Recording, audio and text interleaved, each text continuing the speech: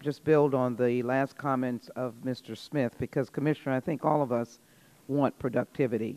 We in the Judiciary Committee overhauled patent law to ensure resources and certainly productivity.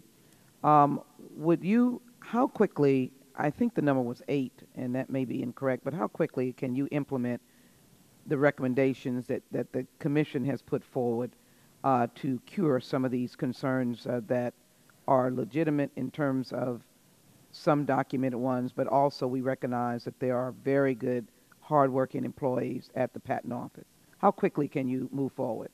Congressman, are you referring to the 8 recommendations in the July 2013 report? We have actually implemented all of those recommendations. So all of those are now implemented? Yes. And you heard Mr. Smith's this anchoring of heavy work at the beginning and nothing at the front end. How do you respond to that?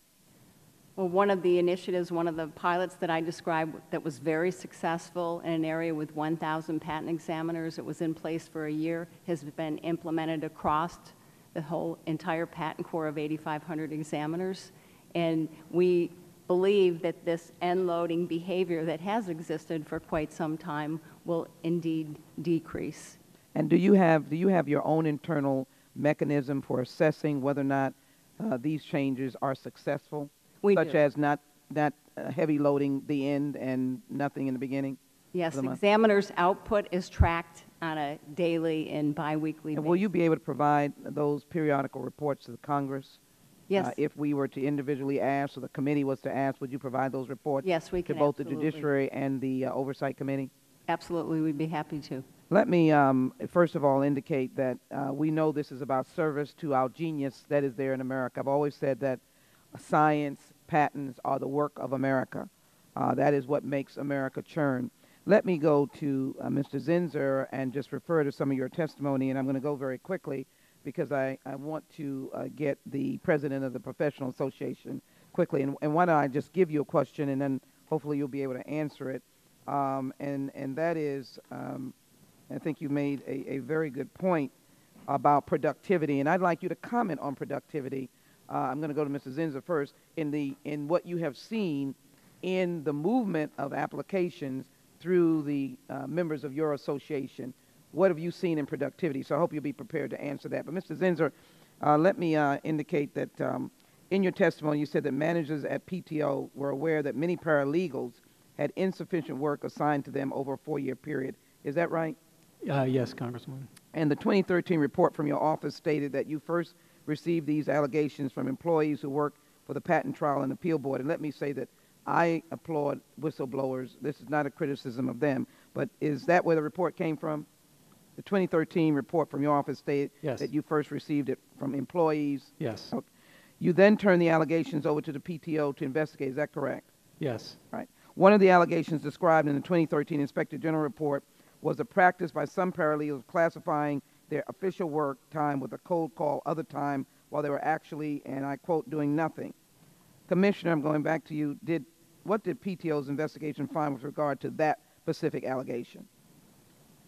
So the investigation found that the paralegals did not have enough work. They were hired at a time anticipating a staffing up of the judges in the Patent Trial and Appeal Board. That didn't occur as swiftly as anticipated. So the PTAB was left with a contingent of paralegals that in fact did not have enough work. So as soon as the OIG referred the 4 allegations, the agency took immediate action. We brought in a consultant, a third-party consultant, and we have new paralegal managers now. We have a new structure in place. We have a new senior executive that oversees these paralegals. We have an enhanced workflow model. We've changed the performance appraisal plan of the paralegals. So we've made significant changes to address that situation. Let me just say that Mr. Zinsser went on with his testimony to find that the paralegals were basically getting paid not to work despite a growing backlog of appeals. My question to you, Commissioner, could these paralegals, now you've made some changes, have been working to reduce that backlog, or were other factors at play? Were your paralegals, in spite of some inconsistencies, driven or directed or supervised toward reducing the backlog? They were, but they were underutilized, frankly. And so now you've corrected that. Yes, we have. And do you have an answer as to why it may have taken so long to do that? Well, I think the allegations came to our attention in 2013. So as soon as they came to our attention, we immediately brought in a third party. We began our own investigation, and we implemented significant structural changes to address these issues so that they do not happen again. The Inspector General indicated that some of them received bonuses in spite of this work record, and so the question would come for the American public to know why did they receive bonuses despite not completing what is suggested sufficient work? I believe our report that was given in September to the Inspector General covers that, and my understanding is that they did get bonuses in our Office of General Counsel. I didn't hear you. That they did get bonuses. And our Office of General Counsel has rendered a legal opinion in that report that the IG received. So you responded back to the IG? Yes, we did. But let me conclude on this, and if the chairman would continue to indulge me as I try to finish this line of questioning, I appreciate it. We all have come to realize it's unacceptable to have any employees sitting around doing nothing while they're getting paid. Commissioner, were the managers responsible for the employees who are being paid for insufficient work held accountable for allowing it to happen? And what are you doing now to ensure that it does not happen? Right. Thank you for that question. So the managers were held accountable. They are no longer in their management positions in the Patent Trial and Appeal Board, and we have totally revamped the management structure, the oversight of the management structure, their performance plans, and their workflow model.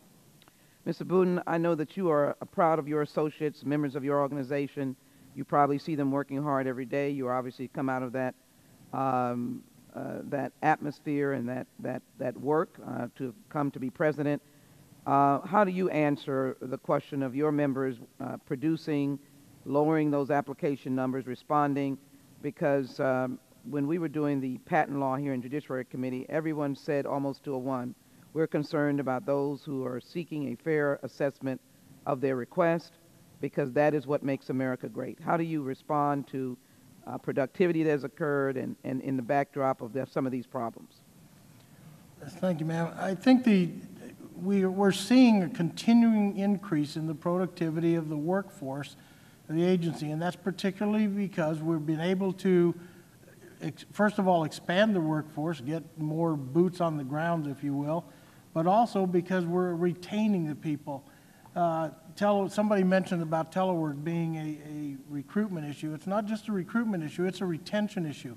As we retain examiners and they move up through the grade levels and get promoted, in addition to that, they get increased productivity goals attached to them. So if we can hire an employee and keep him as or her as an examiner, their productivity just naturally increases. That means the productivity of the agency naturally increases, and that's what we're seeing now. We've gotten through past a big hiring load through the last half of the 2000s, and now we're seeing those examiners start reaching the point where they're going through the program, becoming primary examiners.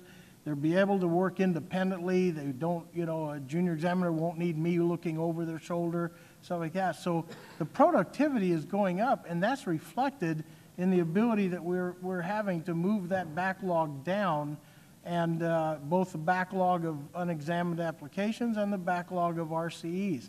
One thing I would say about the backlog, though, and I hope everybody will understand, is that the backlog can't go to zero. The backlog represents the work we do, and with a workforce of 8,300 or 8,400 examiners, we're going to have a backlog of cases of 400,000 cases, for example, is not even maybe a year's worth of work to keep people going. So what we're looking at is by getting this in productivity increased, we're getting the pendency of actions down towards the goal of the 10 months pendency, and that means the cases are getting out the door. Just like this past year, 300,000 patent applications, or 300,000 patents being issued. That's stimulating the innovation. That's doing the job that I think we're supposed to be doing. And I think our workforce is doing that as a whole. I can't deny that we have, there'll be an occasional person that we're going to have to deal with. But the agency is very effective at dealing with it, and we work with the agency to change programs when they need it. We do an iterative process. We come back and we keep talking with each other and working with Mr. each Buden, other. I think we got it. Thank you. Thank you for your indulgence. Yeah, we're 5 minutes past. Mr. Zinsser, you look like you had something you had Thank to you, say. Mr. Did you Chairman. have something in response? No, sir. Okay. In that case, it's my pleasure. You're very welcome. It's my pleasure to go to the gentleman from Virginia, Mr. Conley. Thank you, Mr. Chairman. Welcome to our panel. Commissioner Focarino, Mr. Buden's made a point in his testimony that you can't have the most productive year in your 224-year history, last year, and be ripe with waste, fraud, and abuse, cheating, lying, and time card fraud. It's either one or it's the other. I mean, the one seems to suggest that you can't have the other. Would you comment? Excuse me, could you repeat the end of the question, Congressman? I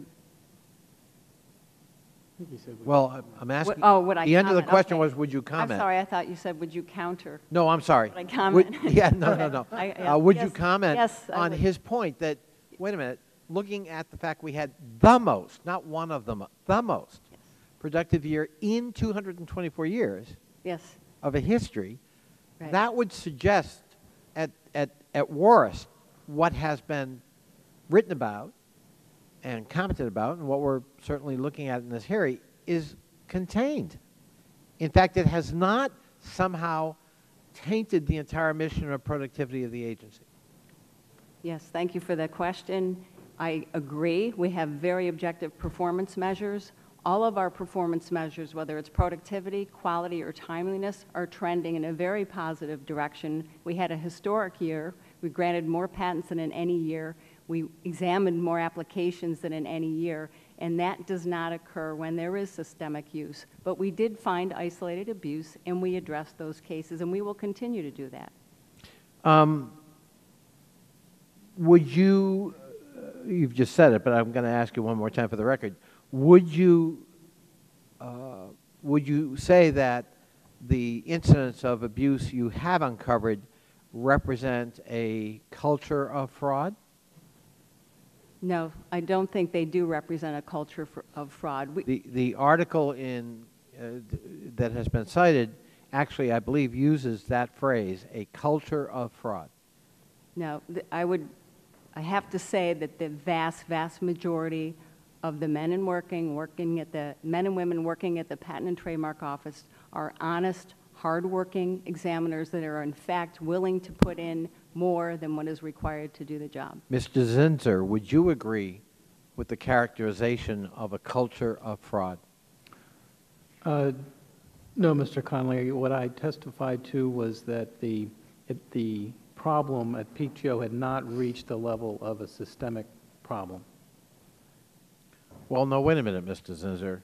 It's, English is my native tongue, too. When you say has not yet reached the level, that implies that we're certainly barreling that way. Now, I want to give you an opportunity to be accurate and very precise. It's one thing to call it an isolated set of examples that does not characterize the culture, let alone rise to a culture of fraud, or there's a trend line here that's so alarming that although we haven't yet reached that, that seems to be where we're headed. Which is it you mean? What I'm basing my comments on are the results of the interviews that the investigators completed, which cited numerous supervisors and managers raising concerns about the lack of tools they have, or the lack of tools they're allowed to use to look into some of these suspected cases of time and abuse. And I think that if PTO takes steps to address those concerns, and I did correspond with Acting Director Lee to listen to the supervisors, if they take steps to address those concerns, I don't think it will become a systemic problem. If they do not, and they don't put fixes in place, I think you could have a much bigger problem, yes, sir. But I don't think we're barreling towards it. I think that this investigation that was done came at a good time to have PTO address the issue. Mr. Budens, I'd like to give you the opportunity to comment on this. I have no interest at all in trying to further the thought that this is some kind of systemic problem. I do not believe it's a systemic problem. I believe there are isolated instances that occur, and when they occur, we deal with them. I wanted to make one point from way earlier today that goes along with that. As far as timesheets and stuff, we have no agreements, Mr. Isa, about that can control who gets access to the time records. That's totally in the control of the commissioner. What we have are a whole lot of professional people, all of them with college educations, engineering and science degrees. We didn't get where we are by being, idiots or gaming systems or anything else. We're a bunch of hardworking, honest people who believe in the system. And that's why it's not systemic. And I don't believe it will be systemic because it's just not the nature of the people we hire. Let me ask just one final question, Mr. Chairman, if I may. I'm not worried about the length of your question as much as I'm concerned about the length of the answers. Thank you. Much has been commented upon about the original draft report and the sort of revised report. We went from a 32-page report to a 16-page report. Commissioner, why was there a revised draft report? And Mr. Zinsser, I'm going to ask you a follow-up. Okay. Well, the initial draft report was just that. It was a very preliminary draft, is my understanding, and it went through several iterative processes, and it resulted in a final report. As I said, all of the 81 interview summaries were attached in that final report, and much of the information, it's my understanding, that was in that 32-page report was included in appendices in that 16-page report. So it was reworked, it was refined, it was comprehensive, we believe it was accurate, and we also know that we provided all of the data in the interview summaries to the Inspector General. But according to the Washington Post story, the original report used that phrase, a culture of fraud. And the final report, translates into, quote, the investigation has not found objective evidence of time and attendance abuse or the extent of any abuse, unquote.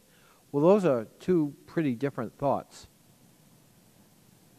So the answers in some of the interview summaries were very negative. Again, they were included in the final report, and we actually were very transparent in that final report about issues which the agency could not reach a conclusion, and we identified those areas of concern. But I want to be clear that any of the statements in those 81 interviews troubled us to the point where we immediately started taking action. Mm-hmm. Mr. Zinsser,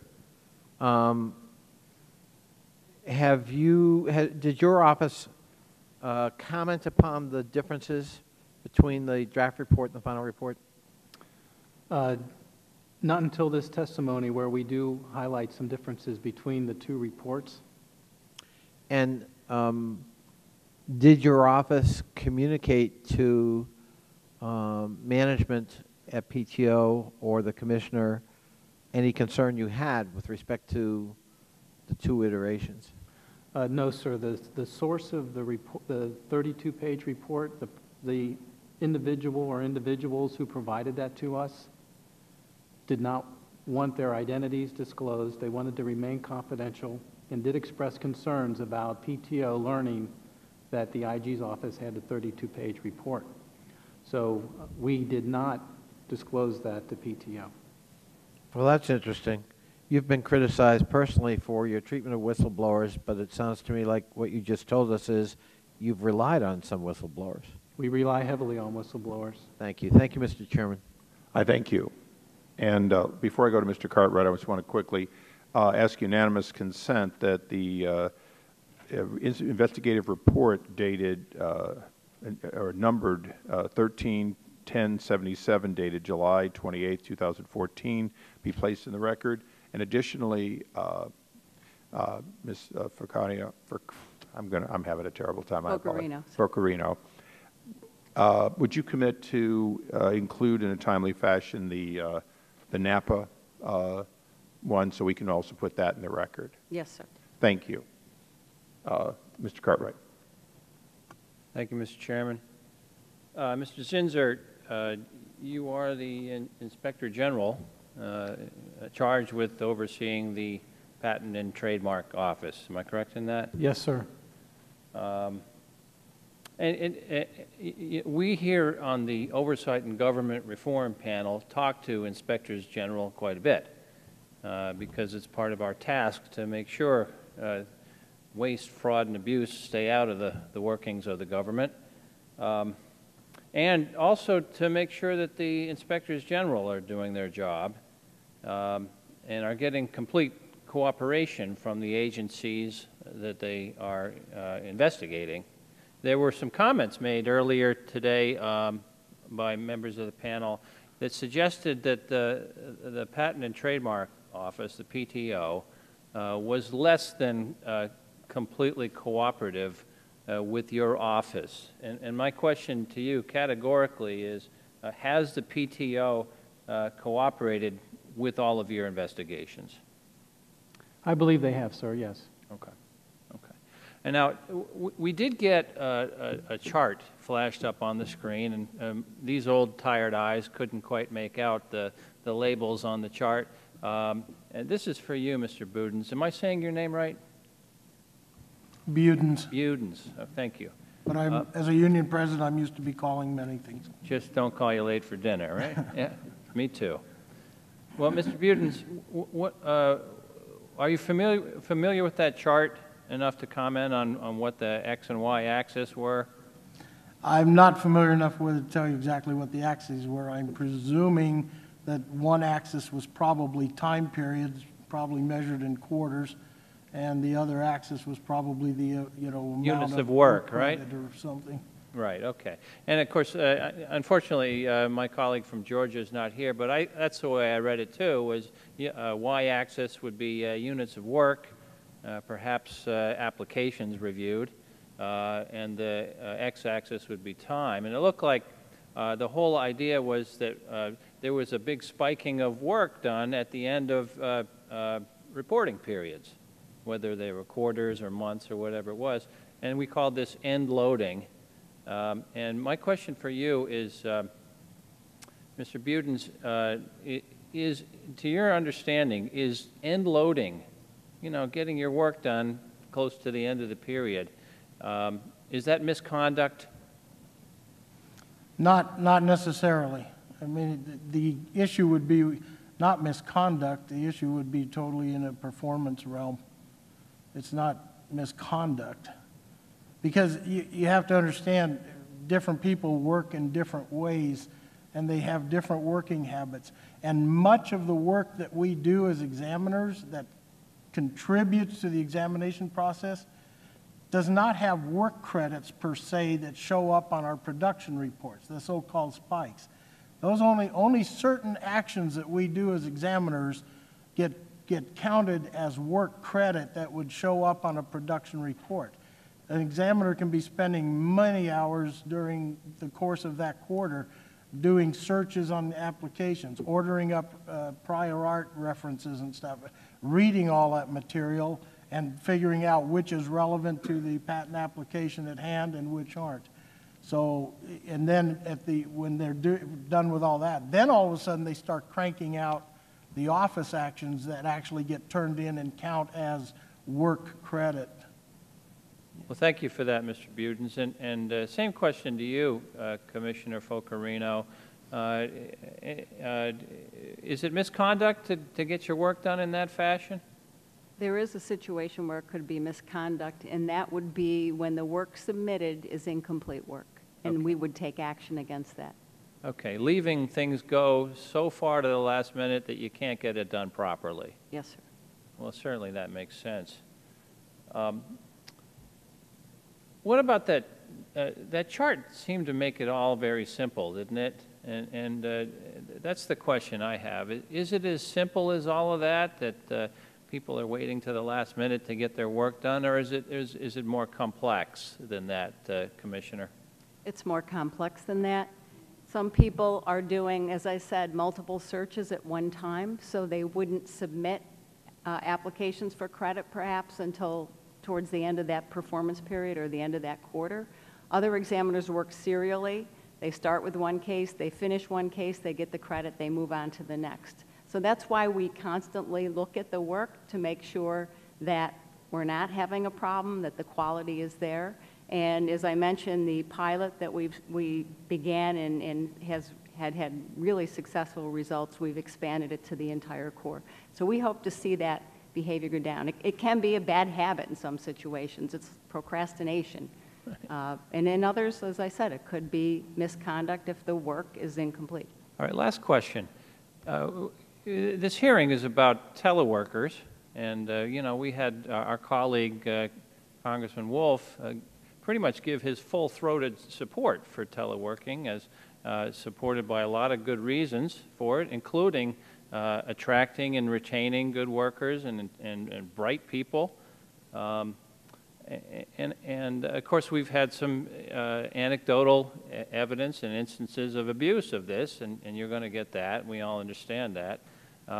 My question for all of you, any of you on the panel, do you think we ought to scrap the teleworking program at the PTO? Just go ahead and raise your hand if you think that's what we ought to do. Mr. Budens, we have a yes from you, and I think you better explain that.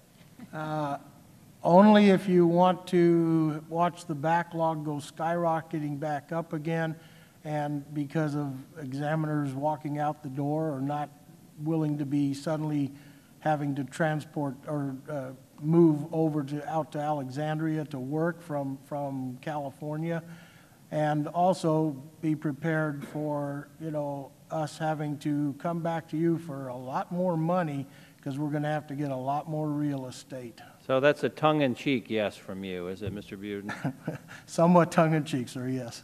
Thank you. I yield back to the chairman. Okay, just a couple of brief wrap-ups. Ms. Focarino, if I installed mouse-moving software so as to cause people to think I'm working when I'm not working, does that fall under tampering of PTO equipment? Would that be grounds for termination? It falls under violation of the rules of the road because it's unauthorized hardware or software. It is an act of misconduct, and that act of misconduct would be dealt with accordingly. Have you dismissed anyone for doing that? We have disciplined Dismissed, examiners. ma'am. Sir, I don't know. I'd have to check on that, but I Okay. know specifically we have disciplined examiners for doing that. So they cheat the government by deceiving and they get disciplined. What kind of discipline would it be? Well, there would be discipline ranging anywhere perhaps from reprimand to suspension to removal. Anyone lose any pay that you know of? I don't know that for sure, but we can certainly look Mr. into Zinser, that. do you know of any examples where people were terminated and or lost pay for that type of conduct? And would you give us some other examples of conduct? I don't need to know the names, but just conduct you're currently looking into, misconduct you're looking into. Yes, sir. It looks like PTO handles about 70 time and attendance cases a year. Now, because that's with 38% of the individuals saying they were denied the ability to check on time and attendance. So there could be a lot more if they were allowed to check every suspicious case. Yes, and the penalties for those cases do range from counseling to removal. We have seen that in the data. So you have seen some removals? Yes, sir. The concerning thing about the data about time and attendance cases that PTO has completed is that most, if not all of them, are cases involving employees who work on campus and not cases that involve teleworkers because of the difficulty in gathering evidence or making cases about So if you're not going to work 8 hours, definitely don't come into Alexandria, be a teleworker, right? It's much more difficult to determine whether or not employees are working their full 80 hours of pay period when they telework full-time. Yes, sir. Mr. Budens, you talked about some figures on those 18%, 10% of all people terminated. I looked it up, and it was 2001. Do you have anything a little more current than a dozen years ago? I do not have, that was a NAPA report. George W. Bush was 2005. still trying to fight to get confirmed. My guess is that we are still probably moving people out the door at a regular place because we see them come into, into request help from the union. But I'm what I saying, don't know is how these are all union members. You probably would see every single one that finally gets determined to be dismissed. I mean, I can't imagine someone getting fired and not having touched with you and you're not knowing it. So again, do you know of a year that was similar in numbers, similar or greater, during the intervening dozen years since 2001? Oh, I think the number of people we would see, is slowly increasing. No, but I meant the number terminated. People who are up for removal. How many people were terminated last year that you know of? I don't know the year I don't know the before. exact numbers. Okay, so you And- gave and us we would not you gave us a fairly necessarily- impressive number that was a dozen years ago. I would hope that you would follow up for the record, and perhaps the agency itself could give us that for the record. I'd like to know, out of 8,500 people with the kind of reports we've received, how many of them actually lost their jobs, and how many lost some money if they didn't lose their jobs? A reprimand doesn't mean a whole lot if it doesn't cost you anything.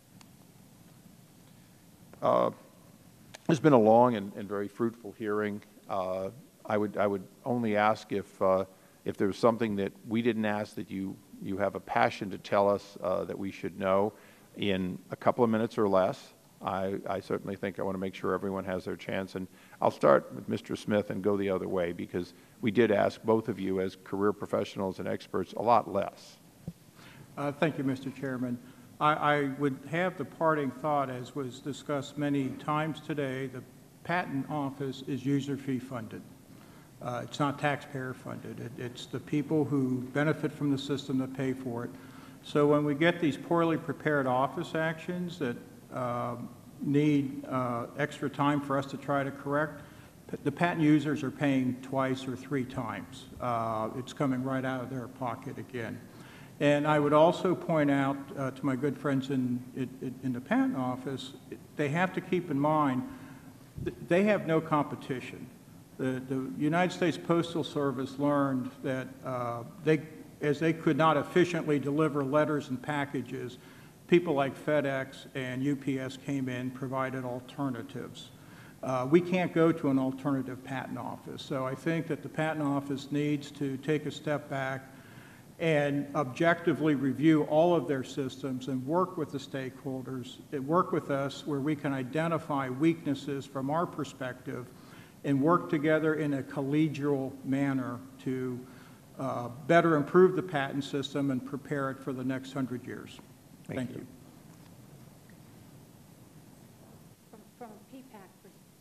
From PPAC perspective, we have been working very much with the USPTO, and in fact, in our annual reports, you will find a number of similar recommendations to those that Mr. Smith has presented. And we believe that some of the things that we've suggested have been implemented, and we continue to press on issues such as the RCEs getting completed, different alternatives to final rejections. So there are a number of these issues that we continue, and with respect to quality, complete first actions being done. So we have been very active in trying to reform things where we see there may be issues. Mr. Budens. Thank you to Mr. Chairman Ison and the committee for our opportunity to address you and to help hopefully give you some ideas that what has been painted as a gigantic crisis at the PTO is not a gigantic crisis. There's some isolated instances, and where there are issues that need to be corrected, we work with the agency to correct them. We have worked together in collaboration to try and solve problems whenever they've been found, and as we continue to go forward, we will continue to work with the agency to try and deal with issues before this office. Our goal is to make sure that the U.S. patent system stays the greatest patent system in the world. Thank you. Thank you. Mr. Kinzer. I would just say that the allegations that came in from whistleblowers were substantiated by PTO's own management staff. And as I mentioned, I have corresponded with Acting Director Lee to to pay attention to what the supervisors have said and to make sure that the corrective actions necessary are taken. Madam. So I want to say again that we embrace the opportunity to keep getting better, to strengthen our telework programs, to curtail any abuse, and we look forward to working with the National Academy of Public Administration as well as the Office of the Inspector General to do so.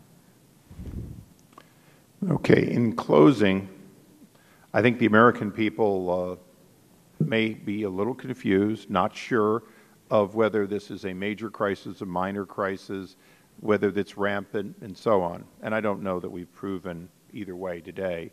What I do believe we have is a number of statements that were not included in the final report, including one of the most disturbing, the 36% of directors who said they didn't have, they were denied request for time and attendance records so that they could evaluate whether suspected individuals were not, in fact, working as required. 38% of the agency's executives believe that you were willing, as an agency, to overlook attendance in the name of were they hitting their numbers, and 44% said that they didn't have the tools available to them to address time and attendance. I would hope that the next time a similar study, which I believe is still underway, goes on, that we will have a better resolution on what tools have been created to do so. We certainly have, and I'm switching hats from my oversight hat of the hours to my hat as a member of the Judiciary Committee.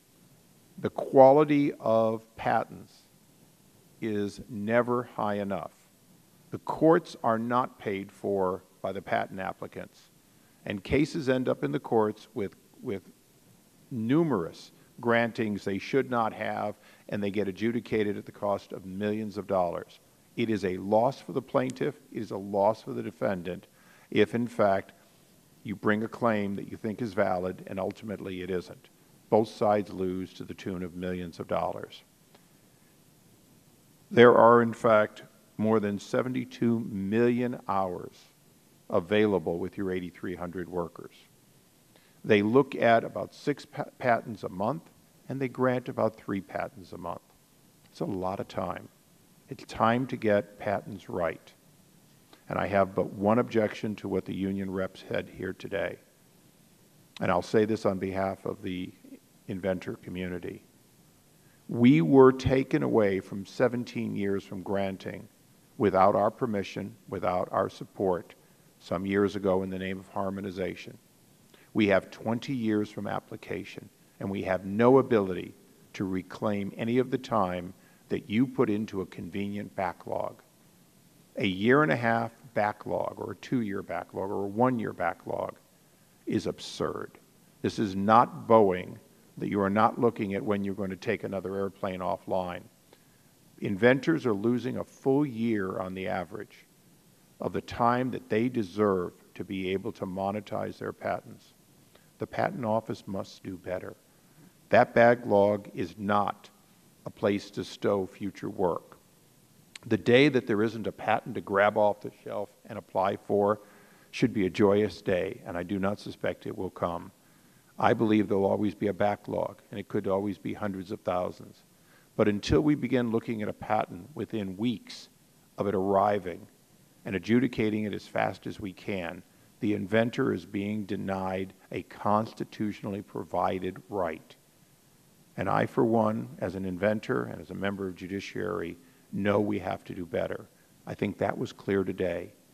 And that's the way I'd like to close this hearing, is this committee will continue on the judiciary side to be committed to make sure that high-quality patents are granted faster on behalf of the American people who apply for them and have a constitutional right to them. I thank you very much. Oh, and I'm required to say one more general relief. Thank you. I was doing so well. This concludes today's hearing. We want to thank our witnesses for joining us. Without objection, all members will have 5 legislative days within which to submit additional written questions for the witnesses and additional materials for the record. And with that, I do thank you. We stand adjourned.